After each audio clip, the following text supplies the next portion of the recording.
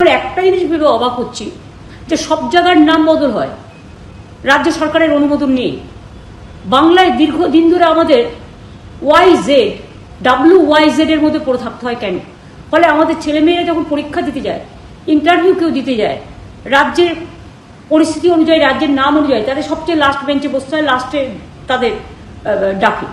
আমিও যেমন as a chief minister কোথাও যাই, আমাকে সবচেয়ে লাস্টে চান্স দেওয়া হয় এই কারণে, অ্যালফাবেটিক্যালি এইটার জন্য। সেটা আমরা অনেক ভেবে বাংলার সংস্কৃতি, বাংলার সভ্যতা, বাংলার মনন শক্তি, বাংলার চিন্তা দর্শন সব কিছু ভেবে আমরা বাংলা করতে চেয়েছিলাম রাজ্যটার নাম। এবং সেটা তো আপনারা জানেন, বিধানসভায় 3বার আমরা পাস করেছি, 2 থেকে 3বার।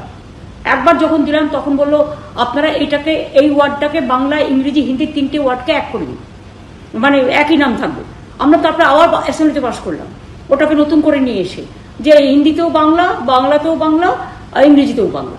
কিন্তু তারপরেও আমি অবাক হয়ে যাচ্ছি, আমি নিজেও প্রধানমন্ত্রীকে যতবার দেখা করেছি, বা হোম মিনিস্টারকে, বা আমাদের এখানে যতবার ইস্টার্ন জোনের মিটিং করতে এসছে, বারবার করে বলেছে, কিন্তু কেন জানি না ওরা বাংলা বিরোধী বলেই আমার মনে হয়।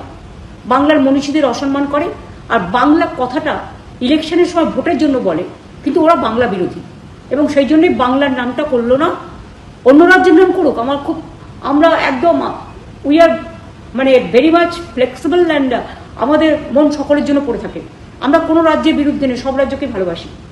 সুতরাং ওরা পেয়ে গেল, তার কারণ আজকে কেরালায় বিজেপির সাথে সিপিএমের একটা জোট গড়ে উঠছে বলে। অলিখিত জোট নেই, এটা এখন লিখিত জোট হয়ে গেল।